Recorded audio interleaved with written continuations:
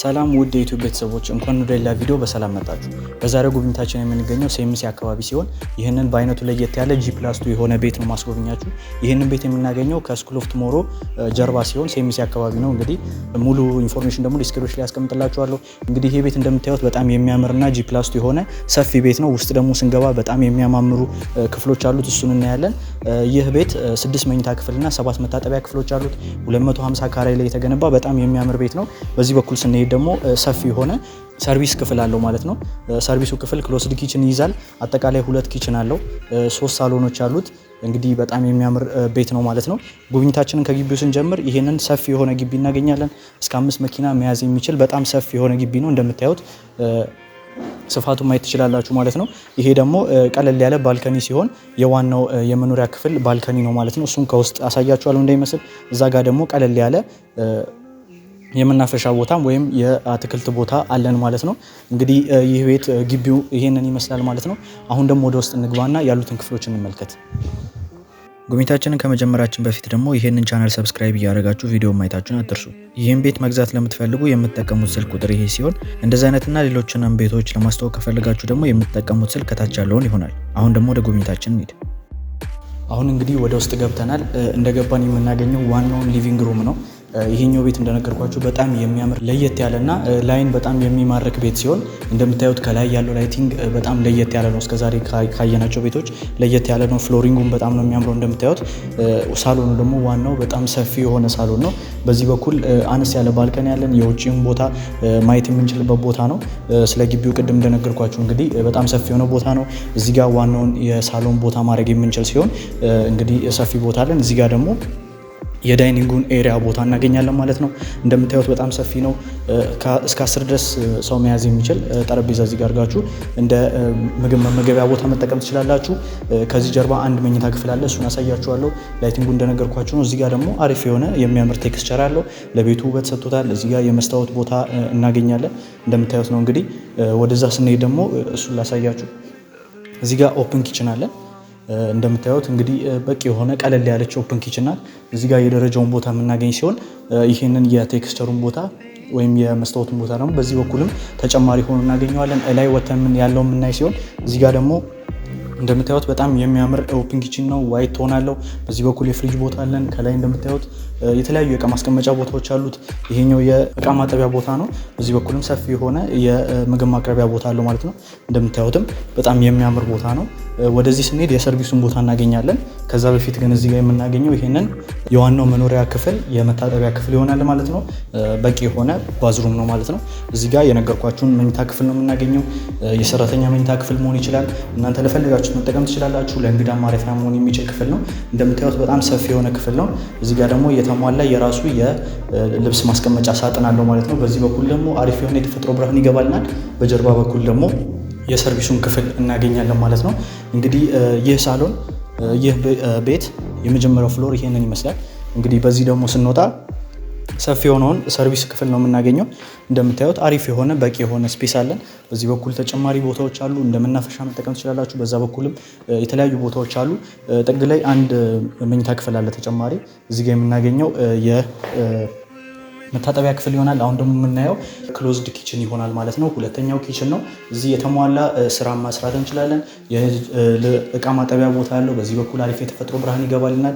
እንደምታዩት በቂ የሆነ ስፔስ ነው። የእቃ መደርደሪያም በደንብ አለው ማለት ነው። እዚህም ተጨማሪ የሆኑ ምግቦችን ማዘጋጀት ትችላላችሁ። ተጨማሪ የሆኑ ስራዎችን መስራት ትችላላችሁ ማለት ነው።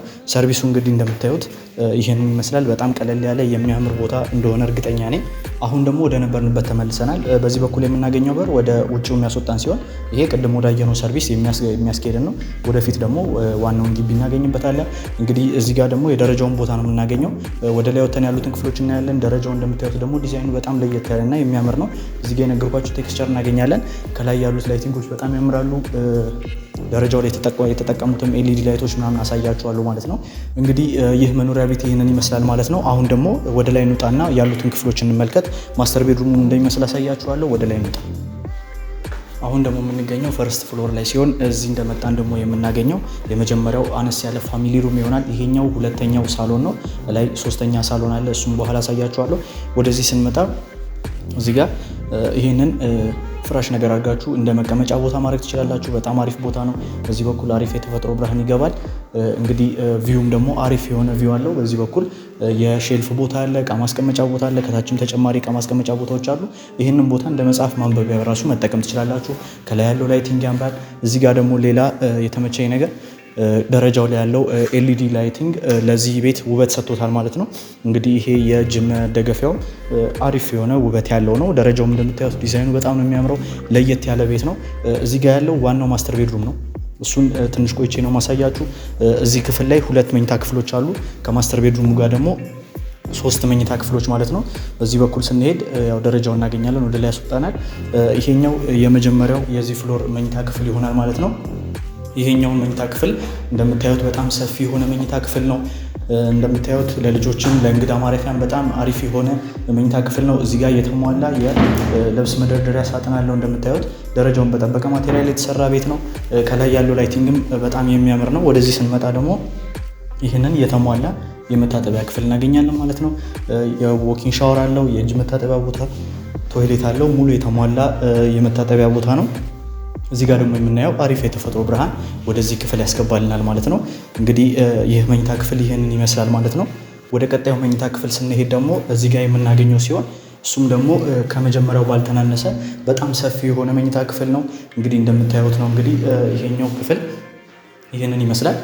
እዚህ ጋር አሪፍ የተፈጥሮ ብርሃን ይገባልናል። ይሄኛው ኦፕን ስፔስ አለን። ለአሪፍ የተፈጥሮ ብርሃን ወደዚህ ክፍል እንዲገባ የሚያደርግልን ቦታ ነው። የሰርቪሱንም ቦታ ያካትተዋል ማለት ነው። እዚህ ጋር ደግሞ እንደምታዩት ቀለል ያለ የመቀመጫ ቦታ አድርገን እንደ መጽሐፍ ማንበቢያ ቦታ መጠቀም እንችላለን። ለልጆች ከሆነ ደግሞ እንደ የቤት ስራ መስሪያ ቦታ መሆን ይችላል። ወደዚህ ስንመጣ ደግሞ ይህንን ሰፊ የሆነ ቦታ እናገኛለን ማለት ነው። ከፈለግን እዛ ጋር ያልጋውን ቦታ አድርገን እዚህ ጋር የመቀመጫውን ቦታ ማድረግ እንችላለን። እዚህ ጋር የተሟላ የልብስ መደርደሪያ ሳጥን ያለው። በዚህ በኩል ደግሞ ስንሄድ የራሱ የሆነ ቀለል ያለ ባልከን ያለው ማለት ነው። አሪፍ ንፋስ መቀበል እንችላለን። አሪፍ የተፈጥሮ ብርሃን በዛኛው በኩል ይገባል። ወደዚህ ስንመጣ ደግሞ ይሄንን የተሟላ የመታጠቢያ ክፍል እናገኛለን ማለት ነው። የእጅ መታጠቢያ ያለው፣ ዎኪንግ ሻወር፣ እዚህ ጋር ቶይሌት፣ በጣም ሰፊ የሆነ ራሱን የቻለ የሚያምር የልጆች መኝታ ክፍል ይሆናል ማለት ነው። አሁን ደግሞ ከዚህ እንውጣና ዋናው ማስተር ቤድሩም እንደሚመስል ነው ማሳያችሁ። ወደዛ እንሄድ። እንግዲህ እንደነገርኳችሁ ዋናው ማስተር ቤድሩም የምናገኘው እዚህ ጋር ሲሆን ይሄኛው ዋና ማስተር ቤድሩም ደግሞ በጣም ሰፊ የሆነ መኝታ ክፍል ነው። ከሳሎን ያልተናነሰ በጣም ሰፊ የሆነ ክፍል ነው። እንደምታዩት ላይቲንጉ በጣም ነው የሚያምረው። እዚህ ጋር የአልጋውን ቦታ የምናገኝ ሲሆን በዚህ በኩልም ደግሞ የእቃ ማስቀመጫው ቦታ የራሱ ላይቲንግ ያለው በጣም የሚያምር ቦታ ነው። በዚህ በኩል የቲቪ ስታንድ ኤሪያ ቦታ ማድረግ እንችላለን። እንደምታዩት ኤልኢዲ ላይቲንጉ እና የላይቲንግ ሲስተሙ በጣም የሚያምር ነው። እዚህ ጋር የራሱ የሆነ ባልከኒ ያለው እንደምታዩት ቀለል ያለና ሰፊ ባይሆንም ግን አሪፍ የንፋስ መቀበያ ቦታ ነው። በዚህ በኩል ያለው ቪው በጣም ነው የሚያምረው። እንደምታዩት እንግዲህ ይሄ ዋናው ማስተር ቤድሩም ደግሞ እንደምታዩት በጣም ሰፊና የሚያምር ነው። እንደምትወዱት በጣም እርግጠኛ ነኝ። እዚህ ጋር ደግሞ አነስ ያሉ የመቀመጫ ቦታዎችን አድርጋችሁ ተጨማሪ ነገር መፍጠር ትችላላችሁ ማለት ነው። ወደዚህ ስንመጣ ደግሞ የዚህን ማስተር ቤድሩም ዋና የመልበሻ ክፍል ነው የምናገኘው። ይህ ዎኪንግ ክሎዜት እንደምታዩት በቂ የሚባል ቀለል ያለ ነው። እዚህ ጋር በሁለቱም ሳይድ በኩል የራሱ የሆነ የተሟላ የልብስ መደርደሪያ ሳጥን አለው። እንግዲህ ዎኪንግ ክሎዜቱን በጣም ሰፊ የሆነና አሪፍ የመልበሻ ክፍል ነው። ቀጥታ ደግሞ ስንሄድ ይህንን ዋናውን የመታጠቢያ ክፍል እናገኛለን ማለት ነው። እንደገባን እዚህ ጋር የምናገኘው ዎኪንግ ሻወር ይሆናል። አሪፍ የሆነ ሻወር ቦክስ ነው። በዚህ በኩል እንደምታዩት ዲዛይኑ ለየት ያለ የቶይሌት ቦታ እናገኛለን። አሪፍ የሆነ ደረጃውን የጠበቀ ማቴሪያል ነው ይሄም። በዚህ በኩል ደግሞ ስንመጣ ባለ 2 የእጅ መታጠቢያ የሆነ ከላይ የሚያምር የመስታወት ዲዛይን ያለው እንደምታዩት ከስርም የእቃ ማስቀመጫ ያለው አሪፍ የሆነ የመታጠቢያ ቦታ ነው ማለት ነው። በላይ በኩል ደግሞ አሪፍ የተፈጥሮ ብርሃን ወደዚህ ክፍል ይገባል። እንደምታዩት እንግዲህ በጣም ሰፊ የሆነ ቦታ ነው። በዛ በኩል ደግሞ የፍሪስታንድ ታብ ወይም ደግሞ የመታጠቢያ ገንዳ የምንለውን መጨመር ትችላላችሁ ማለት ነው። እንግዲህ ዎኪንግ ክሎዜቱ ይሄንን ይመስላል። ዋናው መኝታ ክፍል ደግሞ እንዳያችሁት ነው። በጣም ሰፊ የሆነ ቦታ ነው። እንግዲህ እንደወደዳችሁት በጣም እርግጠኛ ነኝ። አስተያየት ካላችሁ ኮመንት ላይ አስቀምጡልኝ። ዋጋውን እንግዲህ መጨረሻ ላይ የምነግራችሁ ስለሚሆን እስከ መጨረሻው ማየታችሁን አትርሱ። እንግዲህ ይህ ደግሞ ፍሎር ይሄንን ይመስላል ማለት ነው። አሁን ደግሞ ወደ ቀጣዩ ፍሎር ወደ ላይኛውና የመጨረሻው ሰከንድ ፍሎር ወጥተን ያሉትን ክፍሎች እንመልከት።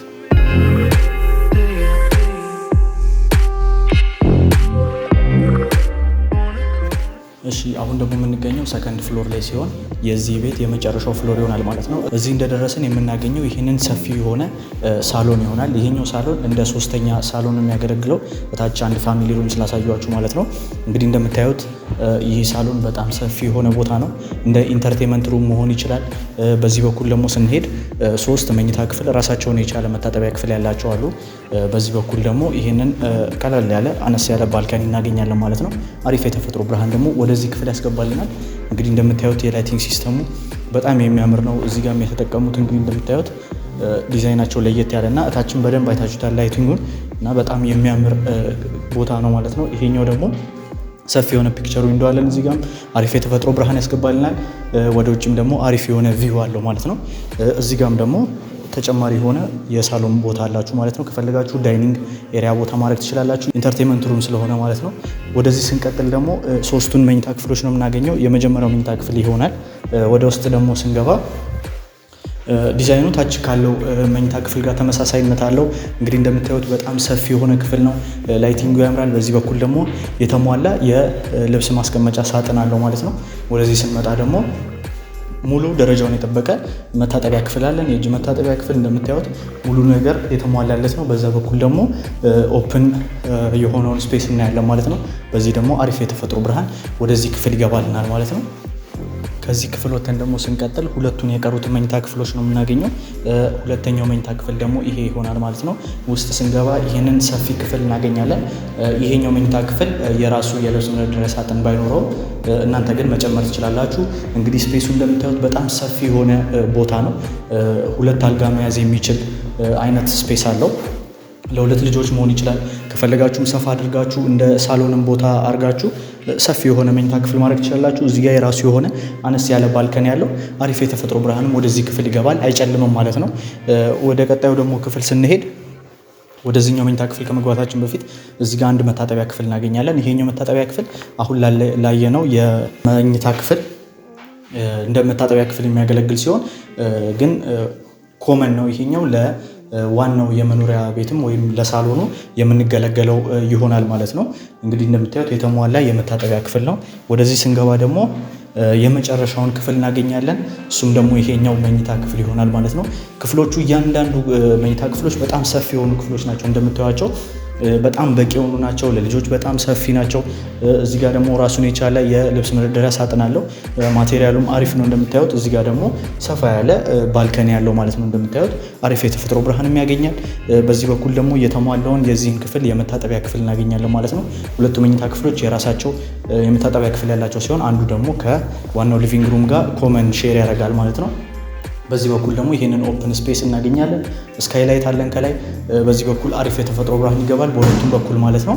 እንግዲህ ይህን ይመስላል። ያያችሁትን ቤት እንደወደዳችሁት እርግጠኛ ነኝ።